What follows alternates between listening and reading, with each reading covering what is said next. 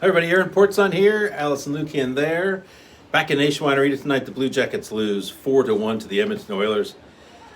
I feel like they always lose 4-1 to the Edmonton Oilers. At least they have the last few games here. 4-0, 4-1 last year, and now 4-1 tonight. Really not a game. After the early part of the second period, the first period really did in the Blue Jackets. The top of the list in the what not to do department before tonight's game, Allison, would have been don't go on the penalty kill. Correct. Don't take penalties. They take 3 in the first period. They spend the rest of the night digging out of it. Yep. And you can't give this team with this. We've talked for years about the offensive talent. You've got your McDavids, you've got your Dreisaitl's, but this team is putting some pieces together right now. Yes, they are. And this is not a team that you can give a man advantage to, particularly early, particularly that frequently. Yeah, and they've always had star power. That's right. You always don't want to mess around with them, putting their star players out on the ice together in a situation where they don't have to defend. But it's 2-0 after one period. It's 3-0 early in the second. It's 4-0 at 4:56 of the second. Joonas Korpisalo's pulled. Elvis Merzlikins comes in. The Blue Jackets just really struggled to get anything going. Zach Werenski scores a power play goal to make it 4-1. Blue Jackets had a bit of a chance later, and 5-on-3 for about a minute and 45 seconds, I think it was. A significant chunk of time. And couldn't quite capitalize. So you look at it this way: the power play's gotten so much heat of late, deservedly so. 1 for 26 before they scored tonight. Werenski's goal. In a sense, they're 1 for 3 in the power play tonight, 33%, pretty darn good. Right. But it's less about those numbers sometimes than it is about the situation. Yep. And that 5-on-3 goal, who knows if they come back from 4-2? Right. But that starts to get some momentum going, and it just couldn't capitalize. Yeah, and I think, honestly, we've talked so much about the involvement of the mental side of this in this special teams unit. Just for that sake, I feel like it's worth saying at least they are 1 for 3 on the game. There's something there. Because if they're going to dig out of this hole, which is most assuredly in part mental, they've got to start hanging on to that versus the 5-on-3. The 5-on-3 is problematic, no question. For sure.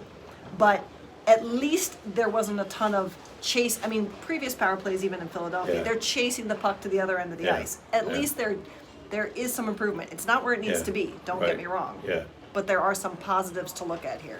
Yeah, I mean, they get a goal. You want that killer attitude on the 5-on-3. Yeah.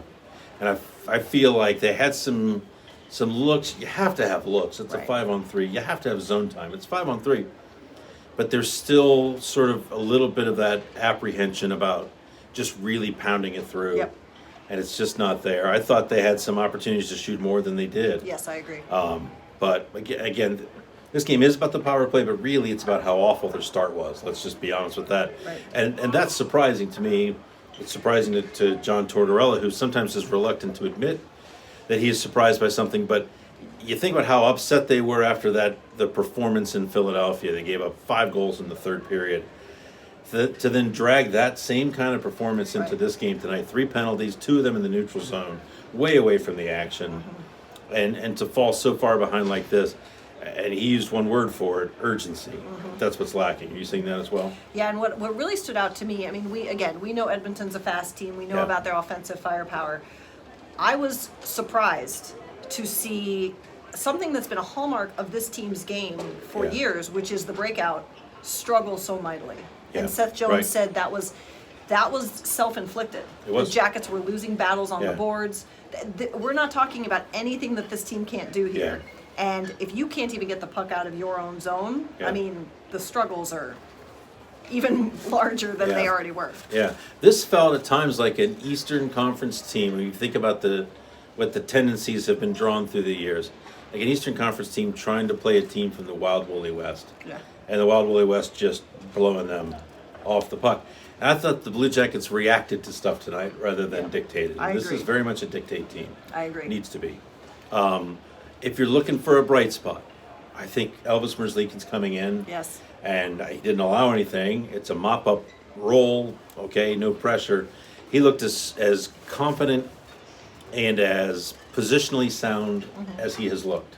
And I thought we've hinted at, some concerns about his glove side. Yeah. He had some good glove side saves Yep. tonight Yes, he did. against a good team. Confident ones too. And Yes. maybe this is what this goaltender needed. He Yep. talked to us after the Pittsburgh game about that Oh. wasn't how he envisioned. Just as much as we talked about the mental anguish of the power play, Yeah. maybe for this kid to not think he's going to play at all, Yeah. and then guess what you're in? Yeah. Maybe he needed that mental challenge totally. to start to break through as well. Yeah. Or to just, to your point, just not be prepared. That's right. And just go right in and just play. Don't even think about it. That's Just right. don't let it get too big to you, as they say. That's right. I would go with him Friday in St. Louis. I have no problem with that. Yeah. Yeah. And I would have gone with him anyways. But I think especially now, Mm-hmm. like I just feel like it's time for him to start. The Blue Jackets are off tomorrow. Yes. This surprises me, and it suggests somewhere in there they feel as though fatigue is an issue. It certainly looked like it tonight. I'm Mm-hmm. not sure. They were off Sunday, skated Monday, Tuesday, played a game tonight. They haven't played since Saturday. But they also have some games coming up here. They play back-to-back Friday, Saturday. So it's not unheard of. Right. But maybe fatigue is an issue, and maybe John Tortorella thinks that it is an issue. They played tonight. I think last time we spoke to you, this was not the case. Texier's hurt. Yep. Ryan Murray is hurt. Jakub Lilja's Lilja in. went in. Yep. And Kukan went in. That's correct. To the lineup. And so Nudavara is back as well. Correct. So they still have 7D. They're right at 12 forwards. So they may need to recall somebody tomorrow for the back-to-back. Maybe not. Cleveland's just up the road. Right. But things to look for. Anything else we need to get to? I think that's it. All right. 4-1 Edmonton. We will talk to you. I'll talk to you in St. Louis on Friday. Thanks so much.